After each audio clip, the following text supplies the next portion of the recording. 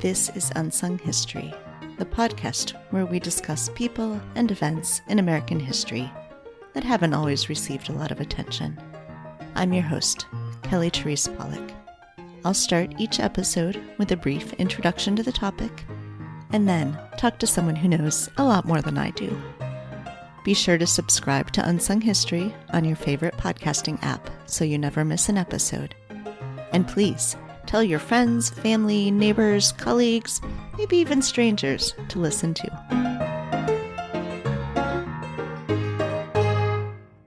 Today, we're discussing legal rights of women and how women exercised those rights in Boston, Philadelphia, and Charleston during the Revolutionary Era, the mid-18th century to the early 19th century. Before the Revolution, the colonies followed English common law, which restricted the rights of women, especially married women. Single and widowed women could own property and sign contracts. But in the legal concept of coverture, literally a woman covered, a married woman had no independent legal status.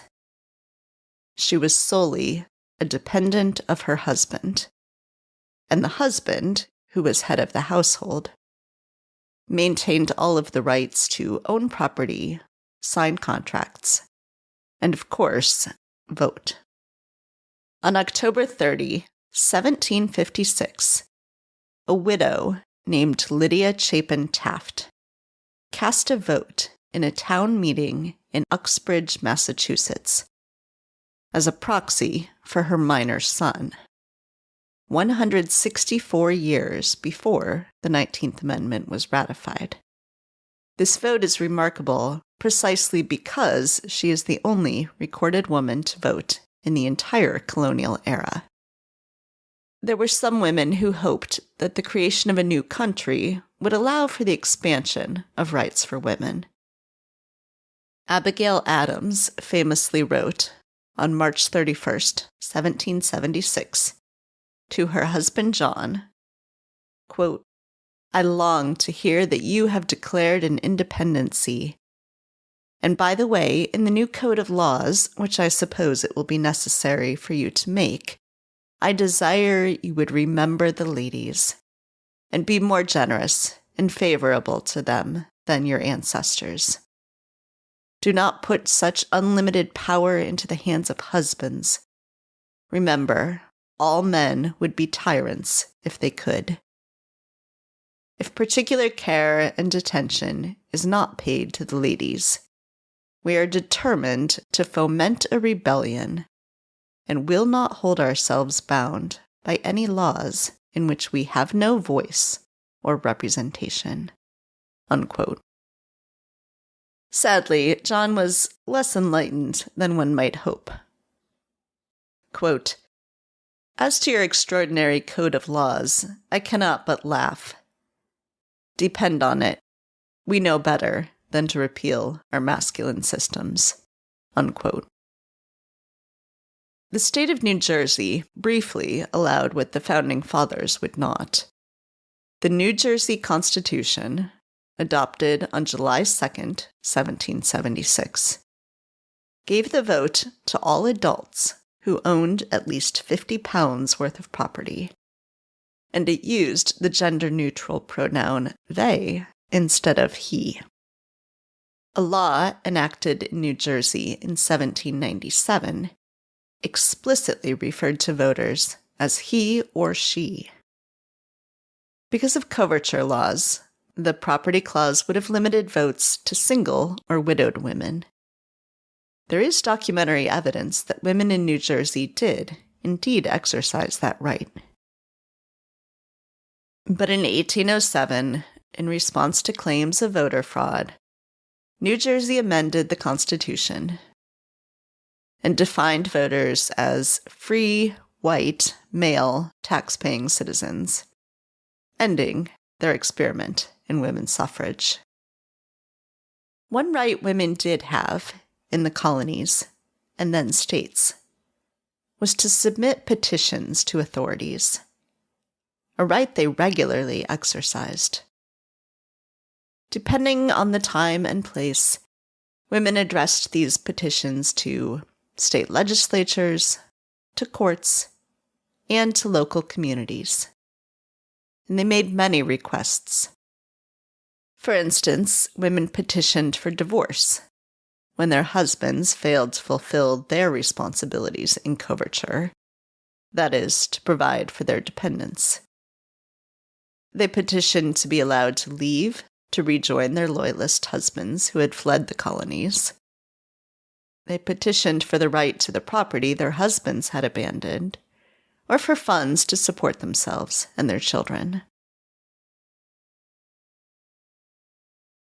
Our focus today is on petitions and other records of women's interactions with the law in 3 cities: Boston, Massachusetts, Philadelphia, Pennsylvania, and Charleston, South Carolina, 3 of the largest cities of the era.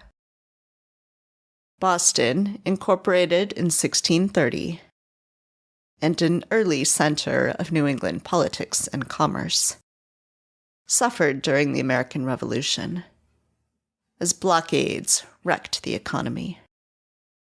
In 1780, Boston's population had dipped to only around 10,000. But it rebounded quickly.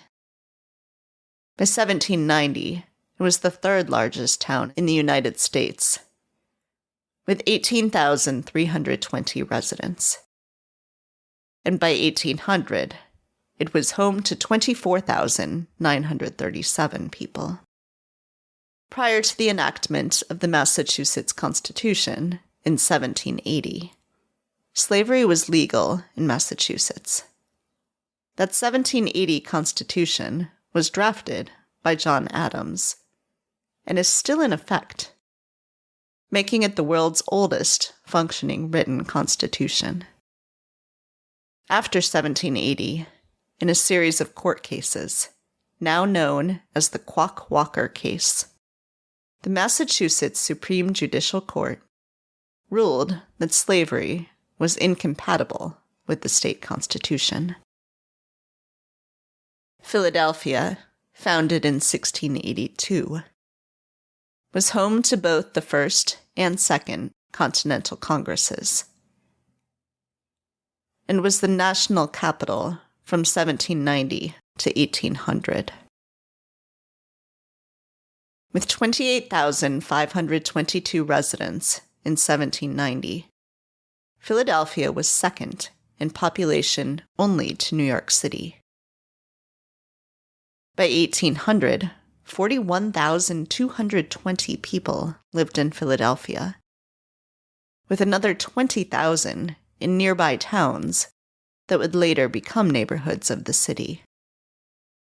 The first written protest against slavery in the American colonies originated in Pennsylvania, at a meeting of the Germantown Society of Friends.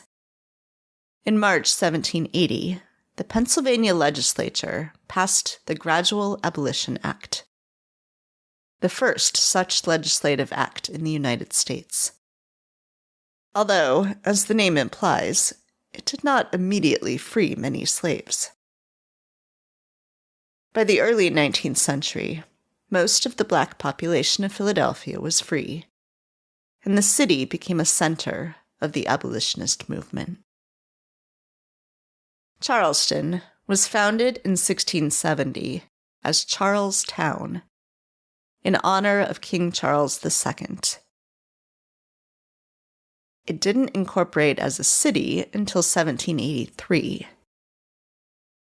By 1790, it was the country's 4th largest city, with 16,359 residents. Charleston didn't grow as quickly as its northern counterparts, dropping to 5th place by 1800, with 18,824 residents. The majority of that population, 10,104, was black, both enslaved and free. Charleston was the only major American city throughout the antebellum period, with a majority slave population. Slavery remained legal in South Carolina until the end of the Civil War. Joining me now to help us learn more about women's expression of legal rights in Revolutionary America is Dr. Jacqueline Beatty, Assistant Professor of History at the York College of Pennsylvania, and author of Independence: Women and the Patriarchal State in Revolutionary America.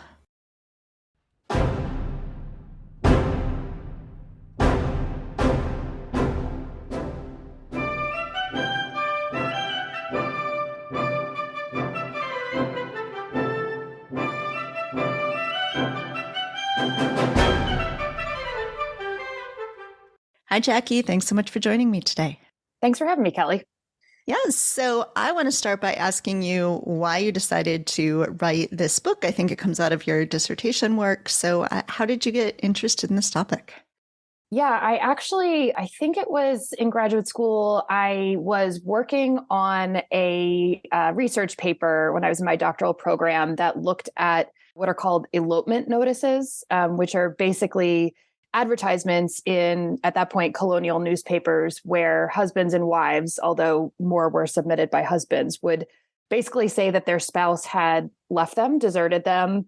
And in the case of husbands, that they wouldn't honor any credit that their wife had kind of jacked up at local stores on their account. And wives, when they submitted these notices, often would say, you know, he left me for no good reason, or he's saying these slanderous things about me in the press. So they were really interesting to me, both because you get a kind of look at the dirty private lives of some of these colonial Americans and what's going on in their marriages, but also that we get a sense of the private lives of people who might not have left letters. So I was kind of approaching research from that angle, looking at these sources. And when I had my first research trip down to South Carolina, I came across these legislative petitions. And I think it was just fortuitous that South Carolina was my first trip, because the state archives there had a really well-organized system, an online index where I could really search and identify what I was looking for. And I just found these petitions similarly compelling, that you get a lot of details of what's going on in people's private lives, when often the people that are submitting these petitions may not be literate and therefore may not be leaving records in the traditional sources that we usually see in history books. So then you decided to focus on Charleston, Philadelphia, and Boston. How did you decide that was going to be your focus? Yeah, I remember getting not terrible pushback, but a bit of pushback from my committee that, you know, cities were not really representative of the population as a whole. Most people, the vast majority of people, lived in more rural, less densely populated areas. But I wanted to get a kind of more diverse base of subjects that I was looking at. So to include impoverished women, most of the almshouses and workhouses were located in urban areas. And I also was hoping to find more sources on free Black women in cities. So that ended up being an addition to the book that wasn't in the dissertation when I had more time to work on it. But it's also easier when you're on a short timeline to kind of focus on these cities. But they're also kind of centers of communication and trade. And what I found and what I kind of detail in one of the chapters is that when women were in close physical proximity to each other, especially in neighborhoods, or if they were next door neighbors, they are really coming to each other's defense a lot in a way that if I was looking at more rural, more spread out areas, I wouldn't have found evidence of the same. What were the kinds of similarities and differences you saw across these cities? And I'm assuming here, and seems like it's borne out in your book, that Philadelphia and Boston are more similar to each other than either is to Charleston. Yeah, I make the joke that, you know, you get kind of Boston on one side of one end of the spectrum, Charleston on the other, and Philadelphia is kind of like the Goldilocks ideal in the middle, where it's kind of similar to both in some ways. But yeah, I think The real differences are in the legal structures of each colony and later state, what each law dictated in terms of property rights for women or the right to divorce, for example. And I think, I don't know that I would necessarily say, I think Boston and Philadelphia are more similar because they're not slave societies that in the way that Charleston or South Carolina would be, but they're all kind of distinct in the kind of legal systems where there's some overlap and some distinctions as well. Yeah, I think, Boston is the example where Massachusetts did allow for divorce for the entire window of chronology that I talked about. In Pennsylvania, that happens during the Revolution or in the immediate wake of it. And in Charleston, in the case of South Carolina, divorce wasn't legal until the Reconstruction period. So that's kind of where you can see that spectrum of difference. What was similar across all of these sources, regardless of what kind of source they were, where I was talking about, was the kind of language that women used, kind of parroting or repeating this language of feminine helplessness or weakness, or this kind of performative femininity that they would have been very familiar with in the kind of vernacular of the time. So let's dig into that a little bit, because you're talking in this book about how they're really sort of leaning into their dependence, the fact that they do occupy this position in society or are expected to occupy this position in society, and using that to their benefit as they're arguing for certain things, the right to divorce, certain money, go meet their husbands wherever they are in a place that is, not America anymore. So, how are they doing that? What sorts of things are you seeing in these petitions? Yeah, I mean, it's interesting. I think the first time I read them, as I was reading and kind of seeing the same rote, repetitive language, and I often get this pushback, well, like, isn't that just formulaic? Don't they have to be saying these things, right? Like, my husband had to leave. He was expelled from the colony because he was deemed to be a loyalist. But, we can't go on without him. So can he please come back, right? So these kinds of, woe is me stories that are meant to elicit sympathy from the legislators. Now, I often get the question, do you have any evidence of women being like, haha, I really snowed those guys, right? I didn't actually mean it. Unfortunately, no, I don't. That would be really great if I did. But I think what is notable is that women, for the most part, use this strategy, but it's not everyone. Some women do use the opportunity to kind of push back against that and argue basically that the male systems of power that they are trapped in is what's causing their hardship. Of course, for most women, those petitions are not successful because they're not performing this kind of expectation of white femininity, of what the state expects them to be. So it can get a little redundant reading some of these over and over, but it's still a choice, which I think is important to point out, right? Whether they believe it or not, they do engage with it for very specific purposes. And there is evidence in the record to indicate that these are explicit choices that they're making when they use this language. And so, of course, when they're making these choices, they're helping their individual case, but they are not helping writ large the rights of women, yes, as we would describe the rights of women. Right. Can you talk a little bit about that interplay? Yeah, and I think I kind of muse about this in the book's conclusion, because as I'm kind of writing through the dissertation and then editing through the book, it was difficult for me to kind of say that women's dependence was empowering. Women's dependence on men, dependence on the state was somehow empowering. I think I had to unmoor myself from our 21st understandings of what women's empowerment was from the start. But yeah, I think in thinking about women's history, particularly women's rights, as these women, do start to use the language of rights to describe what they're doing during and after the revolution, I didn't want to say, this is obviously part of the women's rights movement, this kind of larger hundreds of years old movement, but it kind of was. I think what was important, as you say, is that women were doing this on an individual basis, right? They were doing so in order to improve their most immediate concerns and crises and to get themselves out of that. And they saw this rhetoric, at the very least, as a means to an end to do that.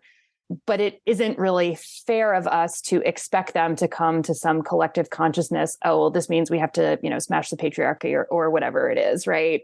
But nevertheless, it's still an important step in this very long, drawn out process of women's history that they really began to understand themselves as citizens who were endowed with rights and that they were able to claim those rights through this process. I don't know if listeners of your podcast will be familiar with some of the early women's suffrage movements in the antebellum period and after, but a lot of these women are engaging in petitioning efforts, but they are doing it collectively at that point, right? So kind of the generation or two prior to them, they are doing this individually on this case by case basis, but later they will use it as a form of collective action. And I think the women in the period that I study, that's an important stepping stone to get to the next stage of the women's rights movement. So do you have a sense, and I realize this wouldn't be in the petitions themselves, but how these women knew to do this, knew about the petitioning process, knew the form that they were supposed to be fulfilling? Like, what does that actually look like? Yeah, it's hard to tell from the sources themselves, but I mean, petitioning had been long a tradition in English practice that then, of course, crossed the Atlantic with British colonizers. But, in some ways, women who were, more connected to the traditional people in power, right? If they themselves were members of an elite family, if they knew lawyers or legislators, right, that was helpful that they understood the process and how that worked. But what I think is also interesting is that women kind of worked together on their individual petitions, if that makes sense. There was a different kind of collective action, not in petitioning, but in their communities. So women were sharing information about how to make these petitions work for each other.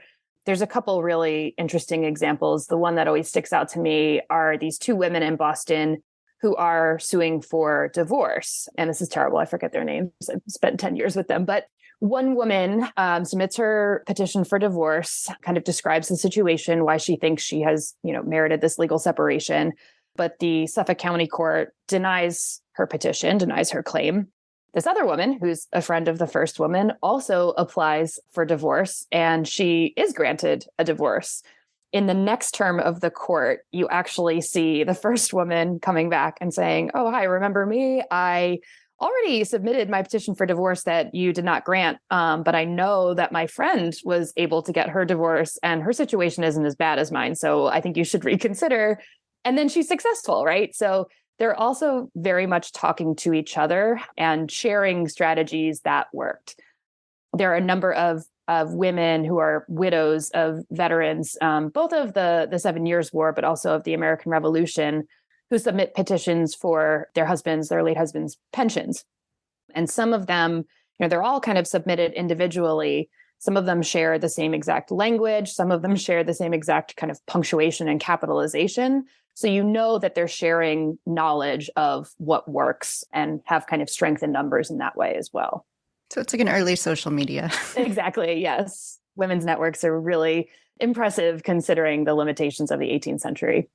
So you mentioned that part of the reason you wanted to look at cities was so you could get women who were impoverished as well. Can you talk about what sorts of sources we have about those women, what you were able to learn about them, and the kind of political power that they are trying to exercise?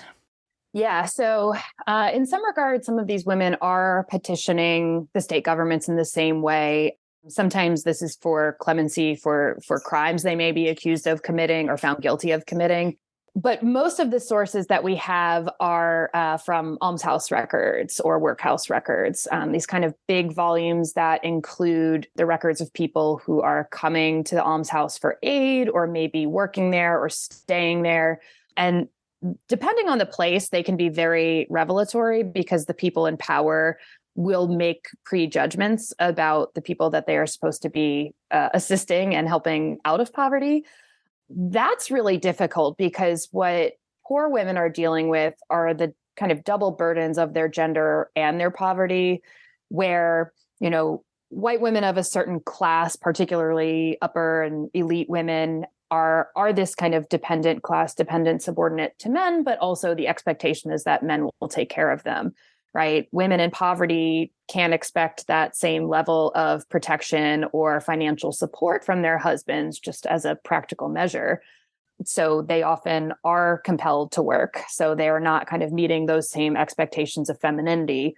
And by working, right, are thus kind of undermining that traditional aspect. So it feels like these poor women are literally fighting a double burden in that way. And they are obviously not as empowered as their upper or elite counterparts because of that.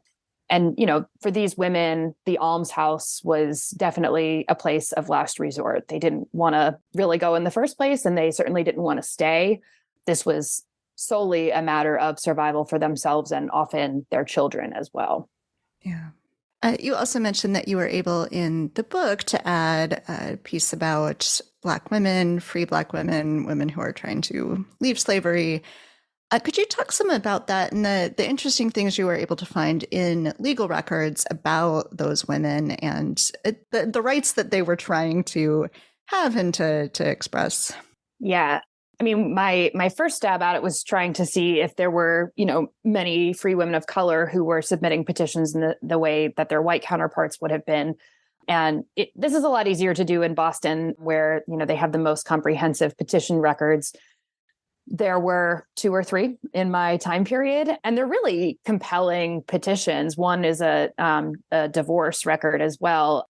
But, you can't write a whole chapter on 2 or 3 petition sources. So I had to be a little bit creative in my approach. And obviously in South Carolina, a slave society, right, you're dealing with more enslaved people than free people of color. And I ended up, I forget whether this was an archivist or in a book I read, thinking about looking at manumission records, these deeds that basically granted freedom to formerly enslaved people. And these are all legal documents that are written in the hand or in the voice of the enslaver, the person who has the legal authority to free the enslaved person. But I kind of read them with an eye towards trying to investigate the actions of the enslaved person that might merit such a manumission from the point of view of the enslaver. So in this way, I kind of argue that with the limited kind of sources in the traditional archives where we can actually hear enslaved women's and free Black women's voices, this is the next best thing. And there's a way that we can kind of read these sources that are written by enslavers to show evidence of Black women's resistance, right? And their assertion to their right to freedom, and subsequently the right to freedom of their children, because children would follow the status of their mother. And, if a woman is freed, then her descendants would be free as well. And how the stakes of that are just so much higher for Black women than they were for white women in that regard. It was so interesting to see the cases where there would be an intermediate. So like a husband would essentially buy his wife or his wife and children and then set them free. Can you talk a little bit about that? It's feels like an icky dynamic today. Yeah, it is. It's really, moving. Sometimes reading these sources, I have to just kind of walk away and take a couple of minutes, take a beat, because they're really difficult and depressing, frankly, right? But there are a number of sources in which men would work to earn money to free their wives and children, and then hopefully earn freedom themselves. But there were instances, and I open up this chapter with an anecdote of a free Black man who essentially purchases his wife from this enslaver and then immediately frees her, right? But what I argue is kind of the icky part that you refer to is that, for, even if it was only a moment, he owned her, right? And that both the free Black man and his enslaved wife had to buy into this patriarchal power structure in order to free him, right? To play the game because that was the law and that was the power structure, but ultimately use it in such a way that they could work together to earn her freedom. Yeah. Yeah. Mm-hmm.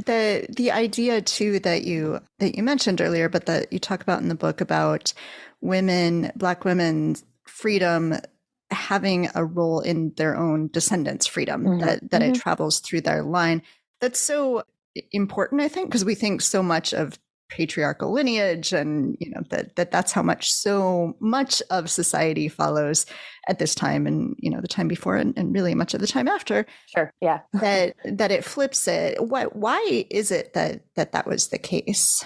It was very purposefully done so that enslavers could benefit from not just the physical labor, but the reproductive labor of enslaved women. There are lots of historians who have made this case pretty much from when these slave codes were written in the 17th century, that this was, as you say, a kind of deviation from patriarchal patrilineal norms in terms of children and what they would inherit. But it was done on purpose, right? To exploit the kind of dual systems of labor that Black women in this case were, how they were exploited. So what I think is interesting, and also maybe a little bit icky to argue, is that, right, these enslaved women then see that as an opportunity, right? And obviously I don't have their voices, so I can't confirm this necessarily, but what they do when they fight for their freedom and their children's freedom is that they know, at least legally on paper, that when they are free, any children they would bear would also be free. So they are in that way kind of granting freedom to their descendants in a way that is far more meaningful than anything the American Revolution did. You mentioned earlier that in Charleston, during this time period, women could not divorce, but they do have ways of getting a certain amount of freedom. Could you talk about that? Yeah, Charleston from the very early 18th century had this kind of legal status for women known as femme sole trader status, right? And I don't know how much your listeners may know about coverture, this kind of legal status that women were, the subservience of men in their marriage. Married women couldn't own property outright in their own name, conduct business, sign contracts, things like that. They kind of lost their independent legal identity in marriage. This femme sole trader status was that effectively, with the consent of their husbands through these petitions, women could be granted the legal right to conduct business in their own names and own property outright, while still remaining married and in all other ways femme covert. Both Pennsylvania and Massachusetts have this procedure as well, although that's kind of much later in the 18th century. And what other scholars have noted is that this was in some ways meant to kind of protect patriarchal property through the family line when, women of wealthy families are marrying men in other wealthy families, right? To keep the property in the family. But the sources I found are a lot of middling and lower class Charlestonians where, the husband will submit one of these petitions and basically say, like, I'm not doing a good enough job taking care of my family. My wife is way better at it than I am. So you should grant her the status because, she's a much better business person, things along those lines. Or, I have XYZ issues, she deserves to be able to kind of conduct business in her own right and help support the family. And that's always part of the language as well. And none of them took the next leap of like, maybe women should just be able to run businesses in general. Yeah, it's still the 18th century. So we shouldn't expect too much. Like I said, the bar is low, but. Yeah. So in the cities where divorce is possible, in Philadelphia and Boston, of course, it's nowhere near as common as it is now. What were the circumstances under which people were able to successfully petition for divorce? Yeah, at least in the case of Philadelphia, because the Pennsylvania law dictated that spousal desertion for more than 4 years was grounds for divorce. That was what I saw most frequently, abandonment or desertion by a spouse. And I looked at divorces specifically filed by women. So it was mostly husbands who absconded. Adultery is also pretty central in these cases. Sometimes you see multiple offenses like adultery and desertion, or physical abuse is part of this as well, although women had to be really careful about how they presented domestic abuse because there were some expectations in the culture, but also in the legal code, that a certain amount of what they might call correction was permitted or accepted. So what women had to do, and again, kind of echoing this language of dependence, right, was that They made every effort to be a good wife, to be obedient, to do XYZ. And for no reason at all, their husband was violent, or, he had taken to drinking, or whatever the case may be, right? They always had to provide multiple justifications for their own behavior being on the straight and narrow, and then demonstrate all the ways in which their husbands had undermined, what their duties as a husband were. So in the cases of desertion, the ones that I found really fascinating were the ones where the desertion, you alluded to this earlier, but the idea that they were leaving because they were loyal to the British state, or they were forced out because they were thought to be loyal to the British state.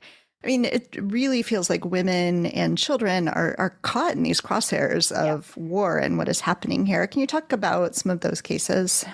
Yeah, I mean, I think what happens a lot, because the records that I were looking at were of the revolutionary state governments. So from the perspective of the so-called American colonists, those in rebellion, where I come into contact with these sources, women kind of seeking to either repatriate their husbands or go join them are in the wake of British occupation ending, right, of these cities. And that's quite obvious, because if they had been kind of loyal to the British state in that way during British occupation, they're in a good position. Often, at least in the case of Charleston, which I found interesting, women are asking for their husbands to be able to come back into the state. The language that a lot of these women use is basically, he didn't really have a choice, because what he was doing was fulfilling his duty as a husband and father.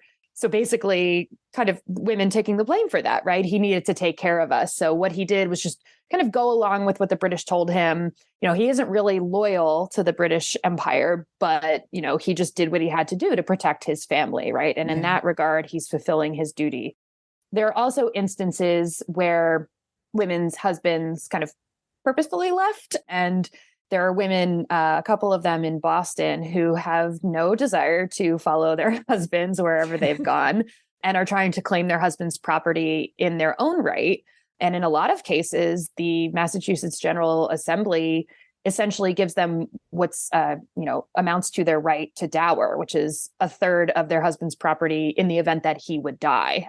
So they effectively argued that he was legally dead, and sure, why don't you take your 1/3 of that property, which for the women that I found is often quite substantial. And what is, of course, there are numerous incentives going on here, but what is the state trying to accomplish? Are they, or the city, or, whoever's making the decision in various cases, are they looking out for the benefit of individuals, of the state? What's going on here? Yeah, it's hard to tell, but to me, at least from reading these petitions, it seems like the state is looking out for its own interest, because if they really wanted to, stop these problems from happening, they would have to do kind of what you insinuated, an overhaul of the legal system as it applied to women. And they're not going to do that, right? I think what is interesting too about all of these cases being very much on the individual level is that it might seem that this one man is the problem, right? He is not kind of performing his own sense of masculine duty as a father, as a husband, as an American citizen.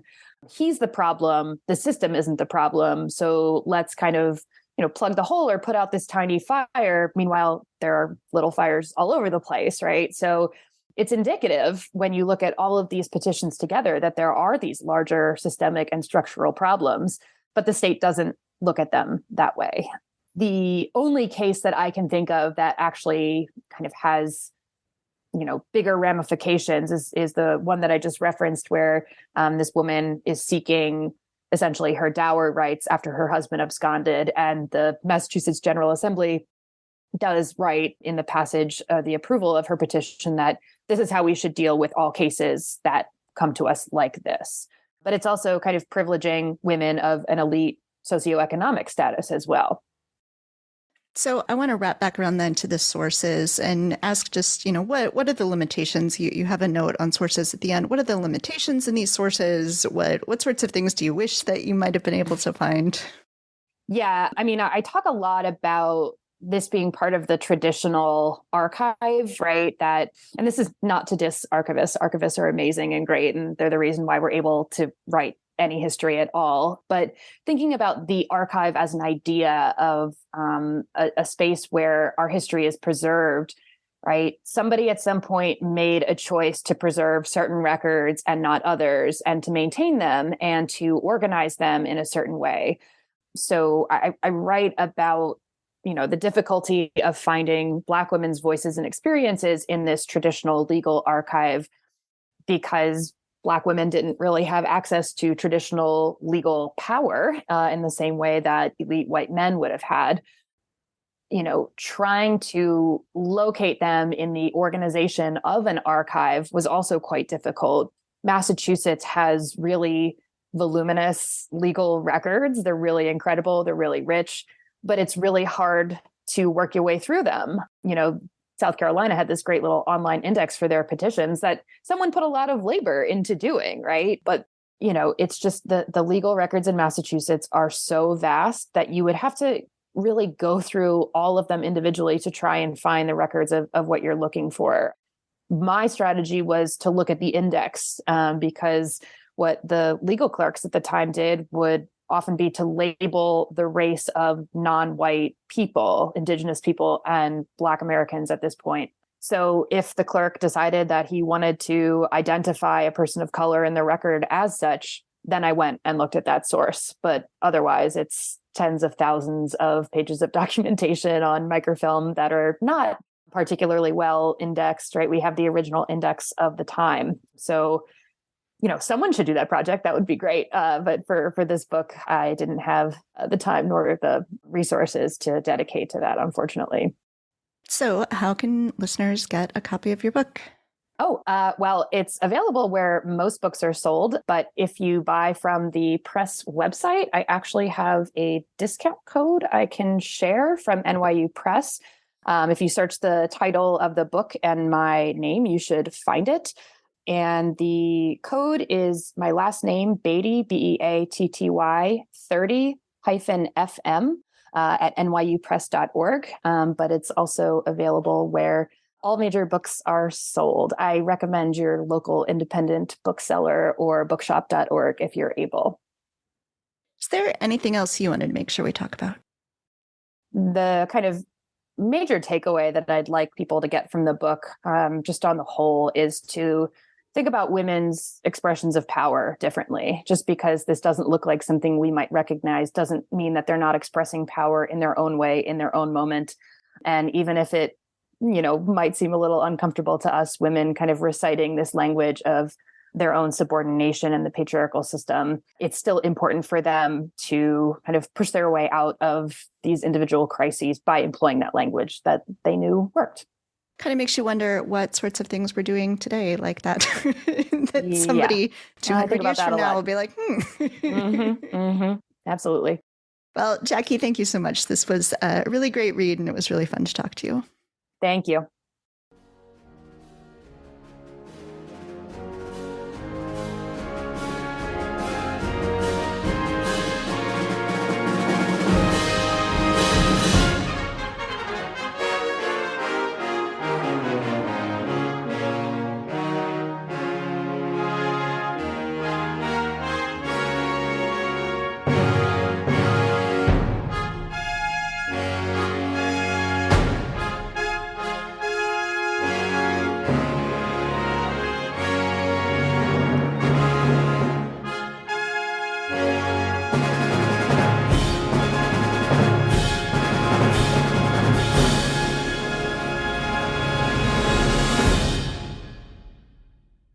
Thanks for listening to Unsung History. Please subscribe to Unsung History on your favorite podcasting app. You can find the sources used for this episode and a full episode transcript at unsunghistorypodcast.com. To the best of our knowledge, all audio and images used by Unsung History are in the public domain or are used with permission. You can find us on Twitter or Instagram at unsung__history or on Facebook at Unsung History Podcast. To contact us with questions, corrections, praise, or episode suggestions, please email kelly@unsunghistorypodcast.com. If you enjoyed this podcast, please rate, review, and tell everyone you know. Bye! MSW Media.